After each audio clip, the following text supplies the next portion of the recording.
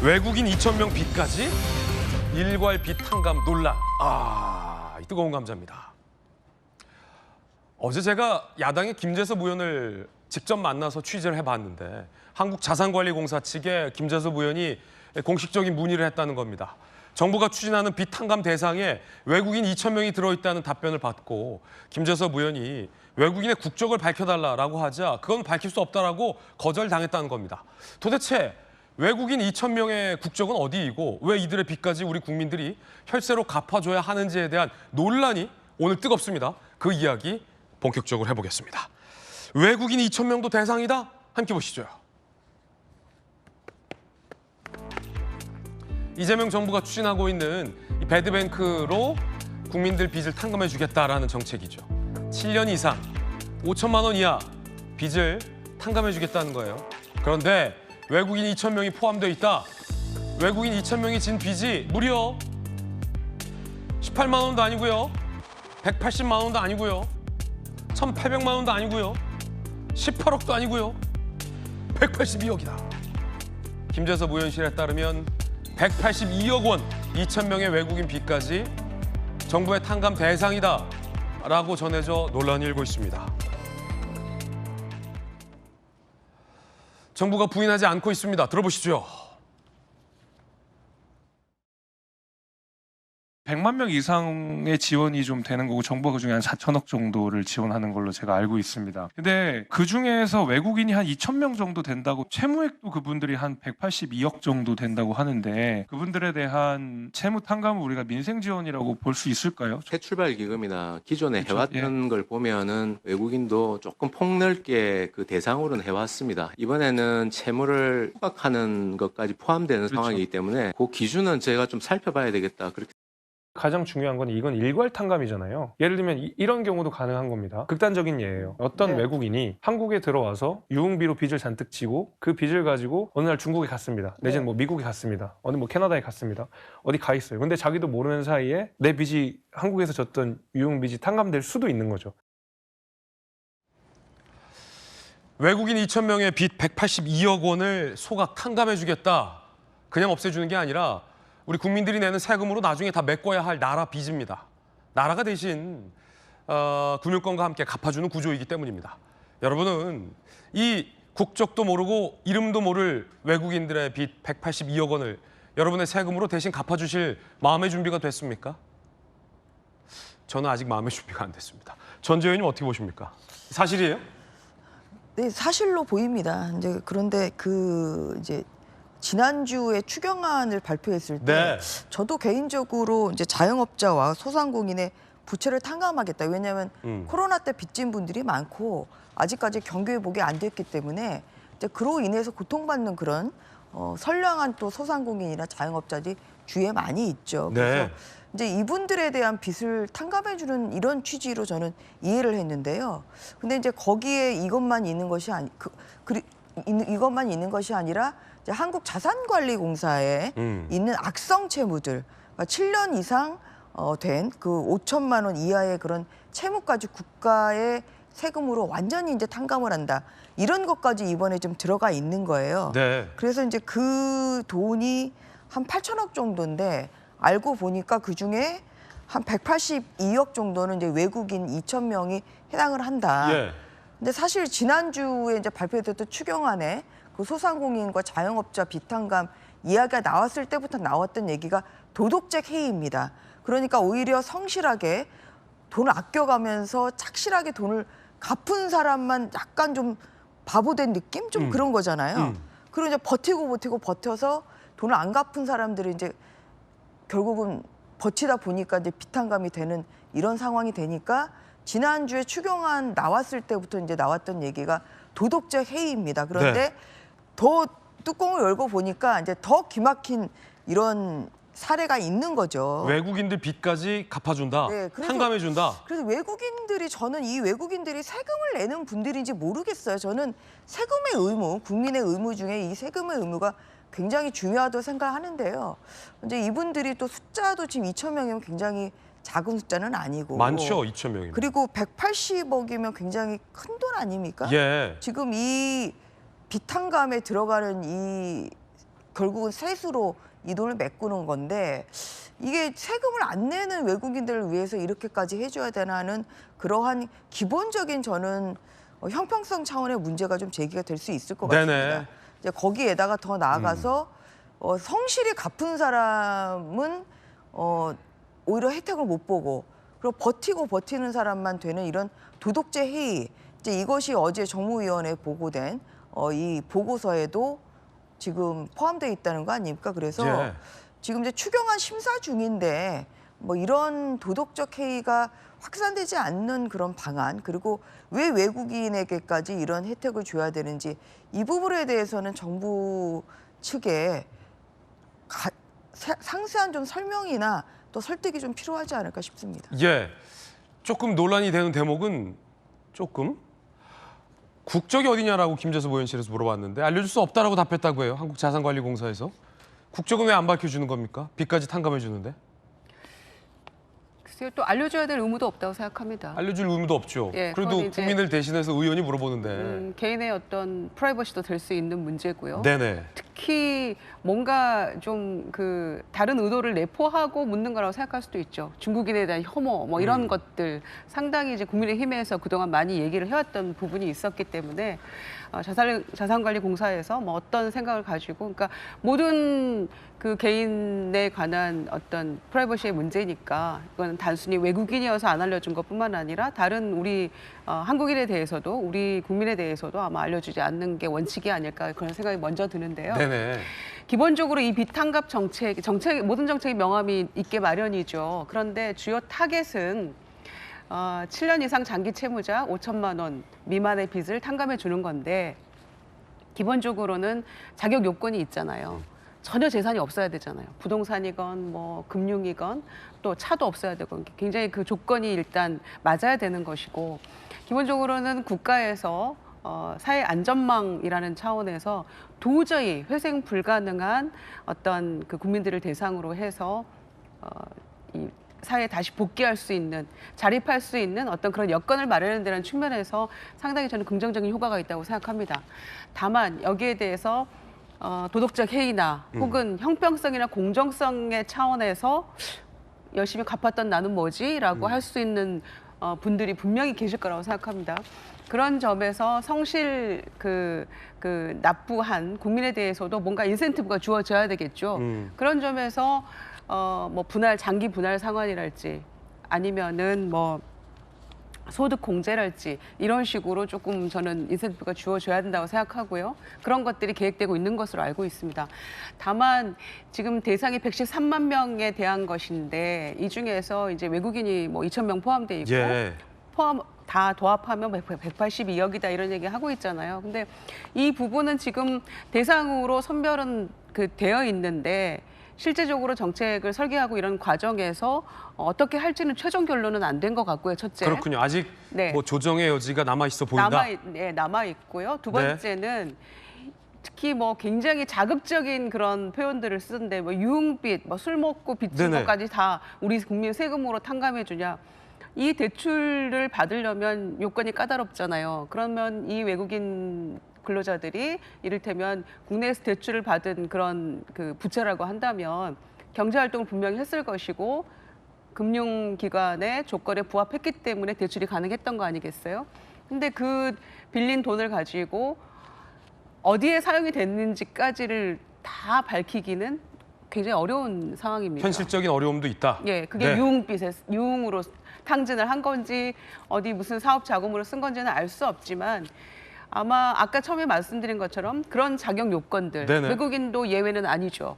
그런 것까지를 포함해서 다 자격이 갖추어지는 것이기 때문에 애초의 정책 목표는 정말 장기 연체된 소상공인이나 자영업자를 대상으로 하는 것이고 그러다 보니까 외국인 근로자도 대상이 포함이 되는데 이 부분에 대한 것들은 구체적으로 정책을 설계하는 과정에서 결론이 지어야 될 부분이지 아직 뭔가 최종 결론도 안 난 걸 가지고 굉장히 자극적인 그런 용어를 가지고 국민의힘에서 뭔가 정치적 공세를 펼치고 있다는 생각이 들어서 애초에 정책이 목표하고 있는 타겟이 있는 것이고, 그리고 그게 자영업자나 소상공인에게, 우리 국민에게 상당 부분 도움이 된다면, 그리고 그런 식으로 지원을 하지 않을 경우에 이분들이 사회에서 또 복지 정책으로, 복지 비용으로 나가는 또 예산도 분명히 네네. 있는 것이거든요. 그래서 어차피 세금은 들어가기 마련인데 이걸 가지고 좀 공세가 너무 과도하다는 생각이 듭니다. 어쨌든 현재 상황에서는 외국인에 대해서 빚 탕감을 뭐 제외하겠다, 예외하겠다 이런 건 없어요.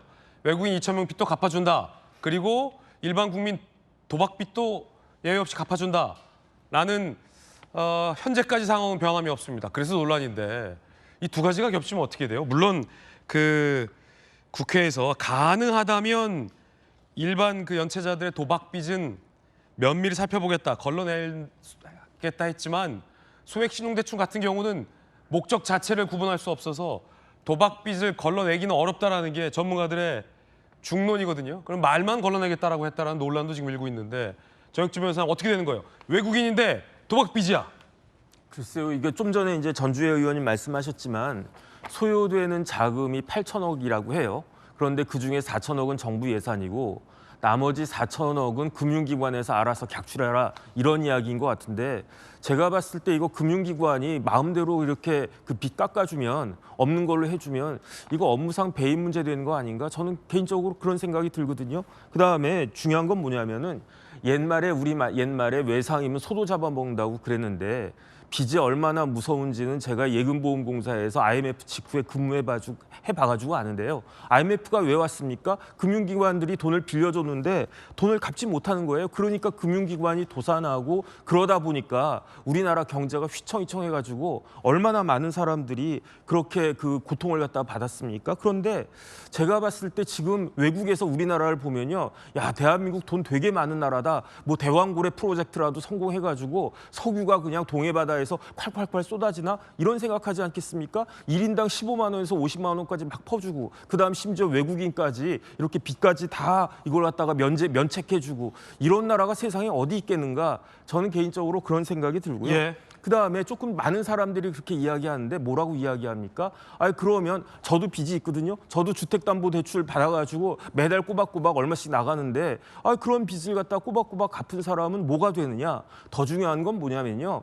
빚을 갚은 사람들도 문제지만 우리나라는 이렇게 빚이 어렵기 때문에 그렇기 때문에 그 해결해주는 제도가 있어요. 그게 뭐냐면 그게 도산 절차 아니겠습니까? 정 어려우면 파산해가지고 새로 시작하고 웬만하면 빚을 갖다가 감축해 줄 테니까 능력 되는 한도 내에서 월급에서 얼마씩 띄워가지고 개인 회생해라. 그 회사도 회생하고 그런 거 아니겠습니까? 그런데 중요한 건 뭐냐면 앵커가 도박빚 말씀하셨는데 저도 이제 변호사니까 이런 뭐 개인 회생이나 파산 절차 같은 거 이렇게 사건 여러 번 해보고 그랬는데요. 네. 중요한 건 뭐냐? 도박빚은요. 이제 전주혜 의원님 판사 오래 하셔서 잘 아시겠지만 도박빚이 있으면 파산 안 됩니다. 예를 들어서 제가 이야기하는 거예요. 제가 부채가 이만큼 있고 자산이 요만큼밖에 없어서 개인 회생을 해주든지 아니면 파산을 시켜주세요라고 해도 예를 들어 정혁진 변호사가 4천만 원 빚이 있어요. 네네. 근데 그게 도박하다가 노름하다가 진 빚이에요. 네. 그러면 그러면 파산 회생이 안 된다. 안 받아줘요. 법원에서 허가를 안 해줍니다. 왜냐하면 노름 도박빚이기 때문에. 그러니까요. 그다음에 그런 사람들 이렇게 해주면 또 뭐 카지노 같은 데 가가지고 또 그런 거 할 수 있는 것이 아닌가 그런 생각이 드니까 그래서 저 같은 사람은 황당한 게 야 도박빚은 파산도 안 되는데 이 그 정권 바뀌니까 도박빚까지도 나라에서 다 없이 해주는구나. 그것도 금융기관 결국은 8천억이라고 하는 돈이 우리 국민들의 세금에서 나가는 거 아니겠습니까? 예. 우리가 한 푼 한 푼씩 내가지고 그 모인 돈 가지고 거기서 도박한 사람들 빚까지 다 그 해주는 거 아닌가? 이것이 공감이 될 수 있겠는가? 더군다나 아니 외국인들 그 국적을 왜 못 밝힙니까? 예컨대 미국 사람이 절반이고 뭐 중국 사람이 절반이다 이렇게 이야기할 수 있는 거 아니겠습니까? 예. 금융위원회에서 안다는 이야기잖아요. 그런데 만약에 진짜 많은 사람들이 우려하는 바와 같이 지금 그 채무가 면책되고 있는 그 외국인들의 대부분이 중국 사람이라고 하면 저는 지금 우리나라가 뭐 조선시대인가 이런 생각이 들어요. 우리나라가 조선시대 때 어떻게 됐느냐? 우리나라 뭐라고 이야기했느냐? 소중화라고 그러지 않았습니까? 우리나라는 작은 중국이라고 그랬었어요. 그러니까 옛날 그 조선시대 소중화 사상을 이어받아가지고 중국 사람들에 대해서는 그 사람들이 빚이 어떤 식이든지 간에 일정 정도 다 그냥 갚아주겠다. 이런 나라가 되는 것이 아닌가? 제가 봤을 때 이런 정책이 우리 국민들한테 얼마나 공감을 받을 것인가.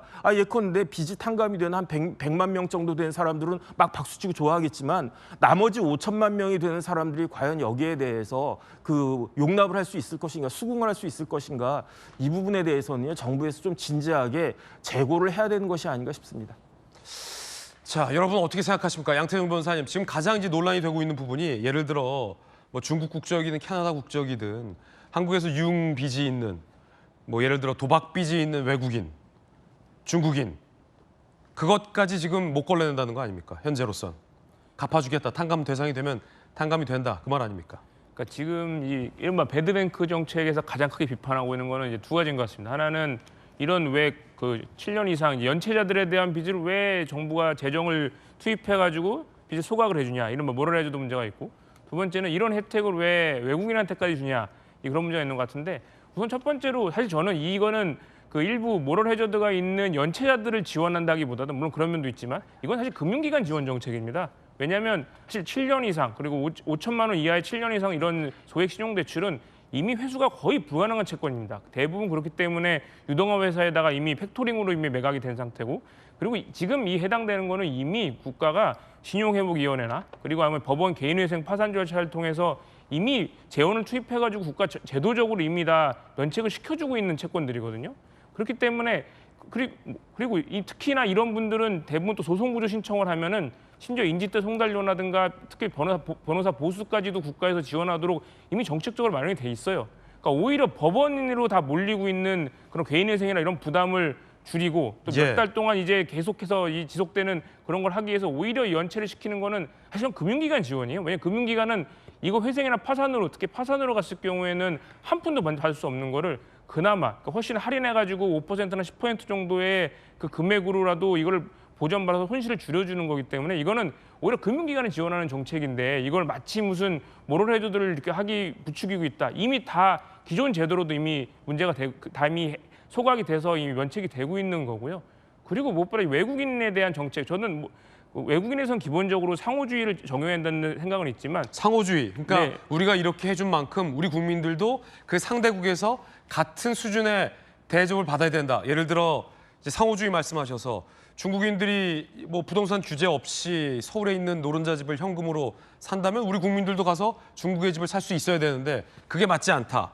중국 국적의 한국에 살고 있는 중국인 영주권자들이 지방선거에 투표할 수 있는데 우리 교민들은 거기에 투표권이 없다. 이런 게 이제 상호주의가 지켜지지 않는다. 이런 말이잖아요. 그러니까 이제 이번 이 배드뱅크에 한해서 본다면, 근데 외국인 같은 경우도 지금 신용회복위원회 지원도 받고 있고 개인회생 개인 파산 자격도 되고, 심지어 법원에서 소송 구조를 통해서 이분들에 대해서는 특별히 비용 없이도 지금 국가적으로 이미 지원을 해주고 면책을 해주고 있습니다. 모든 외국인이 되는 게 아니라 뭐 이제 우리나라 한국인의 배우자거나 영주권이 있는 자들을 그런 이제 한국에서 계속 거주하고 소득이 있는 사람에 한해서긴 하지만 이미 기존에 있는 제도를 하고 있고요. 무엇보다 이미 한국자산관리공사는 윤석열 정부인 2022년부터 최근 뭐 5월까지 한 42억 정도 예산을 투입을 해서 캠코에서요. 외국인 채권을 이미 매입하고 소각을 하고 있었습니다. 그런데 그때는 아무 말도 안 하다가 지금 이재명 정부 들어와서 마치 이거에 대해서 비판한다는 거는 너무 악의적인 프레임이다. 이렇게 말씀드리고 싶습니다. 정부가 밝혔듯 현재 이제 빚 탕감 규모는 지난 정부들보다 대규모인 건 맞습니다. 외국인들이 2,000명의 빚 182억 원까지 탕감해 주는 것, 여러분은 어떻게 생각하십니까? 국민적 의견도 좀 한번 궁금해지는 대목입니다. 어제 논란이 커지다 보니 국회에서도 이런 설전이 오갔다고 합니다. 들어보시죠. 7년만 버티면 빚이 사라지고 요즘 빚 갚으면 바보가 된답니다. 바보. 이래 되면 금융의 모랄 해저드가 굉장히 심각하게 들어갈 수밖에 없다는 생각이 듭니다. 국가가 일괄적으로 탕감을 해준다라고 하니까 이게 도덕적 해이를 초래할 수 있다고 많은 분들이 비판을 하고 있는 것이고, 채무 소각이라고 해서 전체가 다 채무를 면제하는 거로 오해가 될 수 있는데 심사를 할 겁니다. 가능하다면 도박이나 이런 부분에 대해서도 심사를 해서 정말 상환 능력이 없어서 이 상황으로서는 도저히 갚을 수도 없고 생활도 안 되고 이런 부분에 대해서 지원을 할 거고. 국회 정무위 보고서에도 이 일괄 빚 탕감에 도덕적 해이가 우려된다라는 내용이 담겼다라는 보도도 나왔습니다. 채무 탕감 관련 성실 상환자에게 상대적 박탈감을 유발한다. 정책 수혜층의 도덕적 해이가 우려된다라는 국회 정무위 검토 보고서에도 이 내용이 담겼다라는 겁니다. 자, 그래서 민주당에서는 이 단순 탕감보다는 재기의 기회에 방점을 찍어야 한다라고 강조하고 있습니다. 들어보시죠. 장기 연체 채권 정리는 단순한 탕감이 아닙니다. 금융활동이 완전히 차단된 채무자에게 새로운 삶의 기회, 재기의 기회를 주는 최소한의 조치입니다. 대상은 엄격히 선별되며 고의 연체자는 철저히 제외됩니다. 하지만 국민의힘은 도박빚도 갚아준다고 하며 거짓 선동, 허위 날조로 이러한 연체자들의 삶을 또다시 무너뜨리고 있습니다. 지금까지 정부들은 이 채무 조정 수순이었는데 이 빚 탕감이라는 것은 이 규모나 탕감이라는 개념도 상당히 국민들 사이에서 생경할 겁니다. 자, 외국인들의 빚 탕감 논란. 여기에 더해져서 정부가 이 초강도 부동산 규제를 했는데 외국인들은 여기에서 사실상 예외라 한국인 역차별 논란도 일고 있다고 합니다. 이 이슈 두 개가 지금 겹쳐서 논란이 되고 있는 건데요. 초강도 부동산 규제, 외국인은 예외. 수도권 규제 지역 부동산 대책이 6억 이상 대출이 안 되죠. 우리 국민들은 6억 이상 대출이 막힌 겁니다. 다주택자 추가 주택담보 대출도 금지됩니다.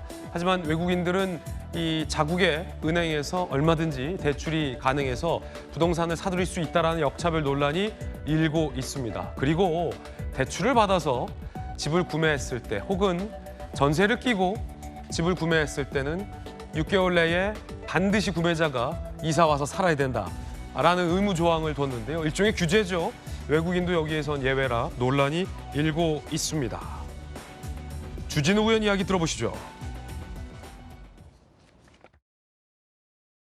중국인들과의 형평도 문제입니다. 예를 들어 10몇 억짜리 아파트를 산다라고 했을 때 6억밖에 대출이 안 되니까 이제는 국내에서 내국인, 우리나라 국민이 살 때는 현금을 10몇 억 들고 있어야지 그런 집을 살 수 있는데 네. 중국은 대출 규제가 없잖아요. 그러니까 현지에서 대출을 받아와서 사는 거예요. 이렇게 부동산 정책이 불안하면 사실은 역설적으로 부동산 값은 더 오릅니다. 중국인들은 규제 안 하면서 우리나라 국민만 규제하다 보니까 결과적으로 중국인들이 산 집에 우리나라 국민은 비싼 월세를 내고 살아야 되는 처지가 되는 거 아니냐. 이게 이제 저의 문제의식인 거죠.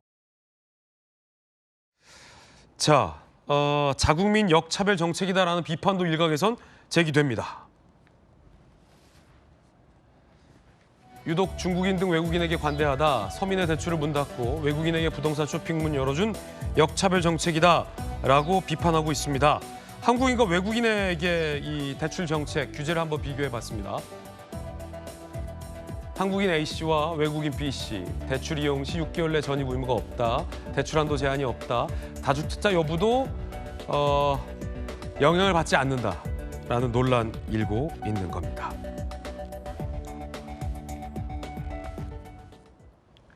실제 이 부동산 대출 규제 정책이 발표되기 전에도 특히 이제 중국인 왕서방들이 서울의 알짜배기, 서울, 경기, 수도권의 부동산 등을 이른바 쓸어 담고 있다라는 논란이 일어서 여러 보도가 되기도 했었는데 대출 규제까지 더해지면서 내국인들은 부동산 거래가 막혔지만 오히려 이 돈 많은 현금 부자 외국인들만 부동산 사기 쉬워졌다라는 논란도 같이 일고 있습니다.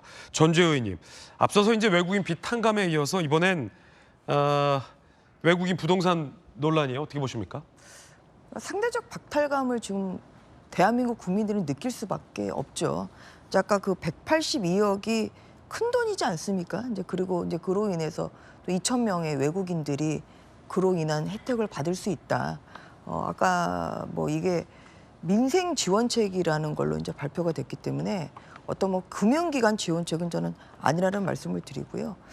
근데 이제 여기에 이어서 이제 지난주에 고강도 부동산 정책이 발표가 돼서 지금 6억 이상은 지금 대출을 받을 수가 없게 돼서 어떤 그런 그 생애 첫 주택이랄지 아니면은 또 주택을 마련하려는 그런 사람들이 굉장히 큰 타격을 입고 있습니다. 그런데 이제 여기에 더해서 외국인들 같은 경우는 그런 규제가 전혀 없지요.